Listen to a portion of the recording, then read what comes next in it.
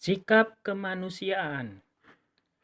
Suatu saat Nabi sedang duduk-duduk di depan masjid bersama para sahabatnya. Dari kejauhan, tampak iringan-iringan mengantar jenazah sedang mendekat menuju ke tempat pemakaman. Nabi dan para sahabat segera berdiri untuk memberi penghormatan kepada manusia yang sedang berangkat menuju kesinaan raganya dan keabadian ukhrawi dengan segala misterinya. Tak kala prosesi itu sudah semakin dekat, para sahabat baru mengetahui bahwa yang meninggal bukan orang Islam.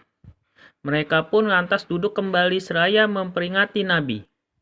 "Wahai Rasulullah, yang sedang dibawa jenazahnya ke kubur itu orang Yahudi, bukan orang Muslim." Nabi tetap berdiri dalam sikap yang sadu.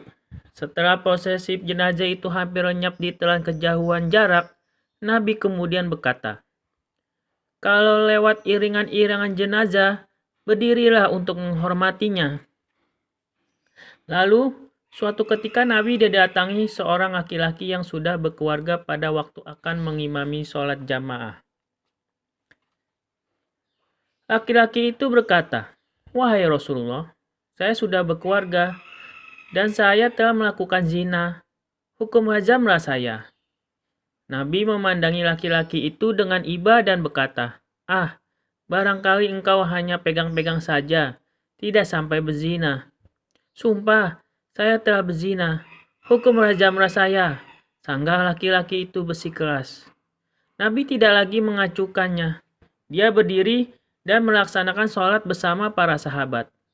Selesai sholat, laki-laki tadi menghampiri Nabi lagi, berkata lebih mendesak, "Ya Rasulullah, hukumlah, rajamlah saya. Sungguh, saya telah berzina." Nabi diam sebentar, lantas bertanya, "Apakah engkau ketika datang kemari sudah berwudu?"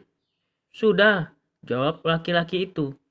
"Apakah tadi engkau ikut sholat jamaah bersama kami?" "Betul, saya makmum di belakangmu." "Kalau begitu pulanglah engkau. Allah pasti telah mengampuni dosamu." Ucap Nabi dengan yakin memerintahkan laki-laki itu pulang kepada keluarganya. Maka selamatlah anak-anaknya dari nasib menjadi yatim, dan terbebaslah isinya dari kemungkinan menjadi janda. Pada suatu saat, Nabi sedang berada di masjid bersama para sahabat. Tiba-tiba mereka terkejut dan marah karena ada unta masuk masjid beserta dengan penumpangnya, seorang badui dari gunung. Umar hampir mengunus pedang, namun Nabi mencegahnya. Badui itu sambil berkaca pinggang di punggung untanya bertanya kurang ajar, "Hai, siapa di antara kamu yang bernama Muhammad?" Umar kian marah. Begitu pula Ali, juga para sahabat yang lain. Mereka akan meringkus badui degil itu. Nabi merarang. Dengan sopan ia menjawab, "Sayalah yang bernama Muhammad." Badui itu mendengus.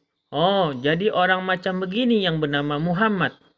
Apakah engkau yang mengajarkan agar bersaksi bahwa tiada Tuhan selain Allah dan Muhammad utusan Allah?" "Betul, saya," jawab Nabi, tetap ramah. Para sahabat mendongkol. "Apakah engkau yang memerintahkan manusia untuk sembahyang 5 kali sehari semalam?" Ejek Yahudi tadi. "Betul, saya." "Apa engkau yang menyuruh agar berpuasa, bayar zakat, dan ibadah haji?" Hardik orang Badui itu melengking, membikin yang melihat ulahnya jadi kian sebal. Nabi tetap tenang, tak kalah menyahut, "Betul, saya." Badui itu secara mengagetkan membalikkan untanya. Tanpa permisi, ia menerjang keluar. Di pintu masjid ia berkata, "Kalau begitu saya akan masuk Islam, dan akan saya anjurkan seluruh warga saya untuk memeluk agama Islam." Wassalamualaikum warahmatullahi wabarakatuh.